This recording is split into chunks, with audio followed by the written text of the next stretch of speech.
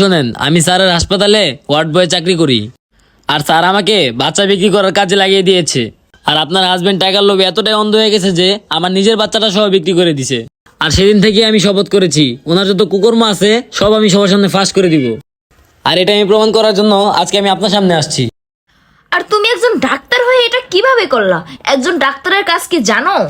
একটা সন্তানকে তার মায়ের কোলে ভালোভাবে ফিরিয়ে দেওয়া, একটা সন্তানকে মায়ের কোল থেকে কেড়ে নেওয়া না। তোমার জন্য সাধারণ মানুষটা বড় একটা অন্যায় করার সুযোগ পাইছে। তোমার শাস্তি হওয়া উচিত। আর হ্যাঁ, আপনি যে সাহসিকতার প্রমাণ দিয়েছেন, এজন্য হয়তো অনেক বাচ্চার জীবন বেঁচে যাবে। আপনার চিন্তা করার কোনো কারণ নাই। আমি কমিশনার অফিসে চাকরি করি।